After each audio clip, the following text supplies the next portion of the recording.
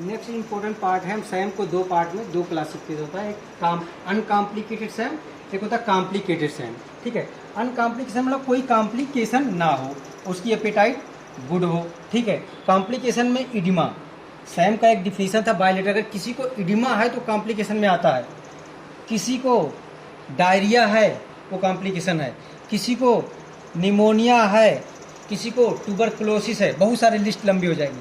अगर कोई कॉम्प्लिकेशन है उसको कॉम्प्लिकेटेड सैम बोलेंगे, और कॉम्प्लिकेशन नहीं है तो अनकॉम्प्लिकेटेड सैम बोलेंगे। ठीक है, अब कॉम्प्लिकेटेड सैम का जो हम 10 स्टेप से मैनेजमेंट डिस्कस करेंगे। अनकॉम्प्लिकेटेड, एपेटाइट गुड है। ठीक है, एक्चुअली जो मैम का ट्रीटमेंट होता है लगभग वैसे अनकॉम्प्लिकेटेड सैम का ट्रीटमेंट होता है। जहां हमने बात की थी एडिशनल कैलोरी की, ठीक है, बाकी सारी चीज़ें, इसमें भी अनकॉम्प्लिकेटेड सैम को एडमिट करने की जरूरत नहीं, होम बेस्ड ट्रीटमेंट। अगर एपेटाइट अच्छी है तो आपको RUTF से स्टार्ट कर सकते हो और होम बेस्ड ट्रीटमेंट कर सकते हो, एनम से मॉनिटरिंग, एल्बेंडाजोल, विटामिन ए, सब कुछ। जहाँ एडिशनल कैलोरी थी वहाँ पे कैलोरी, यहाँ पे जहाँ वो 150 थी वहाँ 175 किलो कैलोरी पर केजी पर डे की जरूरत होगी। अभी जब सैम आएगा तो इसमें और बढ़ जाता है 200, तो नॉर्मली 100, मैम में 150, ठीक है, अनकॉम्प्लिकेशन में 175, और जो सैम होता है कॉम्प्लिक उसमें 200 तक हम जाते हैं, 200 तक जाते हैं। शुरुआत हम 100 से करते हैं, कम से करते हैं। ठीक है, तो यहाँ पे कैलोरी, जो प्रोटीन होता है, प्रोटीन लगभग सेम होता है दोनों में। ठीक है, मैम और उसमें यहाँ पे भी प्रोटीन 3 to 4 ग्राम पर केजी पर डे की उससे ज़रूरत होती है। ठीक है, तो एपेटाइट गुड है तो समझ लो मैम का ट्रीटमेंट और अनकॉम्प्लिकेटेड सैम में, क्योंकि सैम में आ गया, मैम में क्या था 11.5 to 12.5, यहाँ है तो 11.5, मतलब न्यूट्रिशन की ज़्यादा कमी है तो हम ट्रीटमेंट ज़्यादा करेंगे, तो इसीलिए कैलोरी हम बढ़ा देते हैं। बेसिकली यही है, बाकी और इसमें भी अनकॉम्प्लिकेटेड सैम को चाहे तो होम बेस्ड ट्रीटमेंट दे सकते हैं, चाहे तो NRC में एडमिट भी कर सकते हैं। ठीक है, लेकिन हम कोशिश करेंगे बर्डन ना बढ़े तो उसको हम होम बेस्ड ट्रीटमेंट दे सकते हैं। ठीक है, तो आप बाकी कॉम्प्लिकेटेड सैम अच्छे से पूरी कल हम बताएंगे, हिस्ट्री कैसे लेंगे सैम में, हिस्ट्री में क्या क्या चीज़ ध्यान देंगे, कहाँ पे क्या मिलेगा। उसके बाद एग्जामिनेशन में जो सैम का एग्जामिनेशन सबसे ज़्यादा इंपॉर्टेंट होता है वो हेड टू टो एग्जामिनेशन होता है और एंथ्रोपोमेट्री हो जाता है। Head to toe examination basically है, बाकी सिस्टमिक एग्जामिनेशन में भी कुछ ना कुछ मिलेंगे, वो चीज़ हम बताएंगे, लेकिन जो सबसे ज़्यादा इंपॉर्टेंट हो जाता है एंथ्रोपोमेट्री होता है, हेड टू टो एग्जाम। तो हेड टू टो एग्जामिनेशन हम अच्छे से डिस्कस करेंगे, साथ ही साथ हिस्ट्री और पेज बताएंगे, उसके बाद मैनेजमेंट। ठीक है, जैसे हम प्रोटोकॉल बताए थे, हिस्ट्री, एग्जामिनेशन, डायग्नोसिस, फिर ट्रीटमेंट। तो सैम कॉम्प्लिकेटेड सैम का हम अच्छे से कुछ चीज़ें हैं, देखो पढ़ाई कैसे करनी है वो हम कल बताए थे। ठीक है, कुछ सारे बहुत सारे लोग, एक दो लोग को मैसेज, चुनौतियाँ बहुत ज़्यादा होती, ये सारी चीज़ें बोलो। देखो आप यहाँ पे हो तो बैच में बहुत सारी चुनौतियाँ होंगी, या बाहर जैसे आप तैयारी करने आएंगे तो आपके घर से निकलने के बाद भी बहुत सारी चुनौतियाँ होंगी। तो उसी पे एक शेर है या शायरी है, ठीक है, कि माछी या माही तेरे तलबदार बहुत हैं।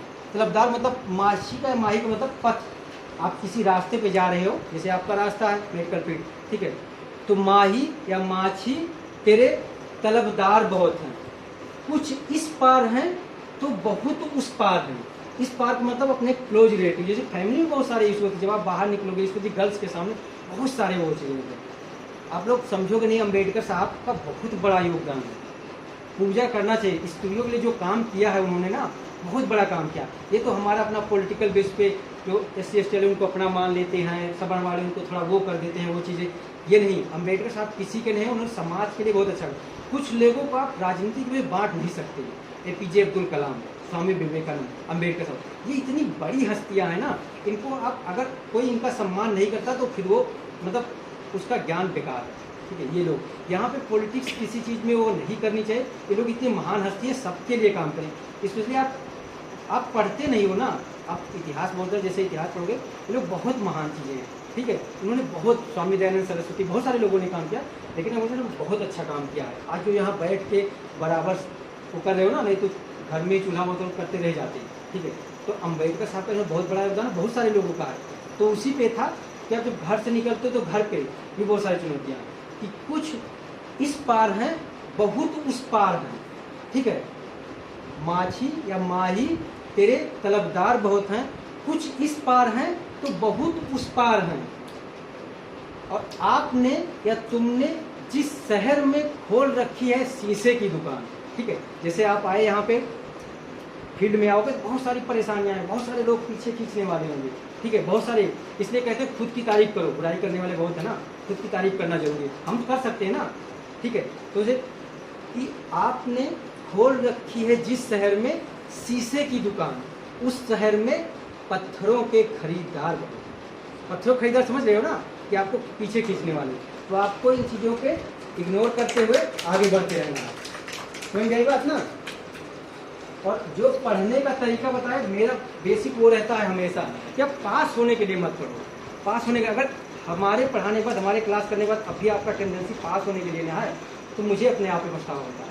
बदल दो, सैफई का इतिहास बदल दो, ठीक है। ये जो सिलेक्शन नहीं हुआ है, ये चीज़ें कोई कमी नहीं है, मैरो प्रिपेयर हर चीज़ सिर्फ और सिर्फ है तो माहौल का और एटीट्यूड का, पॉजिटिव एटीट्यूड। मैंने एटीट्यूड वाला, डिसिप्लिन वाला बताया था, 100% सफलता है। इम्पॉसिबल को भी मैंने आई एम पॉसिबल करके बताया था। इतनी चीज़ें, इतनी मोटिवेशनल करने के बाद भी अगर तुम अभी पास होने के लिए पढ़ते हो तो बहुत बुरी चीज़ है, ठीक है। जुनून है, देखो मेडिकल फील्ड एक जान लो, मेडिकल मैंने बताया था ना, ये समुद्र है। समुद्र में आ गए हो तो या तो तैरना सीख जाओ, डूबने के लिए कुछ करना नहीं, जहाँ रुके तहाँ डूब जाओगे, डूबने के लिए कुछ करना नहीं। अगर इसमें आ गए हो तैरना सीख जाओ, तैर के मजा लो। मेडिकल फील्ड जलेबी की तरह एकदम उलझी हुई है, जलेबी एकदम टेढ़ी टेढ़ी एकदम उलझी हुई है, तो मेडिकल फील्ड एकदम जलेबी की तरह है। अब तुम्हारे ऊपर है कि चाहे चाशनी में डूब के मजा लेना सीख जाओ, ठीक है, जलेबी की तरह बिल्कुल चाशनी में डूब के ज़िंदगी का मजा लेना, मजा करो, पढ़ाई को मज़ेदार बना दो। अब चाहे उसको हाय दैया मैं मेरी तो इधर टेढ़ा है, इधर टेढ़ा है, इधर टेढ़ा है, जलेबी की तरह पछतावा करो, ठीक है। तो क्या करना है, आ ही गए हो इस फील्ड में, पढ़ना है, बहुत पढ़ना है, उसको मज़ेदार बना दो। जलेबी जैसे ना चाशनी में डूब डूब के मज़ा लेता है पूरा, वैसे एकदम मज़ा ले लेके पढ़ाई करो, ठीक है। जब ऐसा करोगे थकान नहीं होगी, चीज़ें नहीं होगी। तो जैसे मूवी देखते हो, कहाँ थकान होती है, मतलब 2-2 3-3 एक दिन में निपटा देते हो, और यहाँ 2 चैप्टर पढ़ना पड़ा तो मतलब हालत ख़राब हो जाती है। तो उसको मज़ेदार बना दो, ठीक है। चीज़ों को उसी में जो, जब जैसे मेरे शेर और शायरी देखो बेसिकली पढ़ाई से रिलेटेड हो जाते हैं, जोक्स भी पढ़ाई से रिलेटेड हो जाते हैं। ये बहुत सारे जोक्स बना देते हैं ना, जो हाइपरटेंशन वाला। अब जैसे अभी वो जैसे PRBC वाला बताए थे, नहीं PRBC वाला जैसे मेल में कितना होता है 5 to 5.5, ठीक है। फीमेल में होता 4.4 to, मतलब ये 4.5 to 5 होता है, तो आधा लीटर कम है ना, आधा लीटर। तो क्योंकि भगवान को पता है ना आगे चल के इसके साथ ही होगी, कोई ना कोई खून चूसने वाला मिलेगा, आधा लीटर वो चूस जाएगा, इसलिए आधा लीटर कम बनाएंगे। तो भगवान भी कितने समझदार है नहीं है। इसी तरह जब एक बार, एक कहानी बताती, एक बार एक जज, मतलब एक लड़का था, उसने मर्डर कर दिया, ठीक है, 20-21 साल था, उसने मर्डर कर दिया। तो जज के पास गया तो उसने कहा, एक गांव का आदमी था, कहा साहब ये हमको भड़का दिए थे तब हम मर्डर किए, हम ऐसे नहीं करते, ये भड़का दिए थे तो हम मर्डर किए। तो कहे जज साहब कह रहे हैं तुम्हारी अपनी बुद्धि नहीं थी, 21 साल के हो गए हो, तुम्हारी अपनी बुद्धि नहीं थी, उसको सजा दे दी।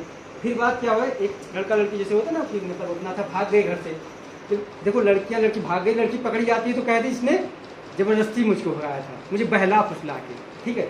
तो जब जज के सामने गए तो लड़की बोली सर ये तो मुझे बहला फुसला के, उसकी भी एज 21 साल है, लेकिन जज साहब ने उसको बरी कर दिया, क्योंकि जज साहब के पास है, पता है ना किसके दिमाग कहाँ है। अगर दिमाग होता तो बहला फुसला कहाँ ले जाता। इसीलिए कहते हैं मतलब जस्ट जोक सपाट, ऐसा कोई रियलिटी नहीं है, लड़कों के पास दिमाग होता है, बल्कि ज़्यादा होता है, यहाँ होता है, यहाँ होता है। भोजपुरी वाले कुछ और बताते हैं, वो बोल नहीं सकते, ठीक है। लड़की गुस्सा हो रही है, काहे इतना।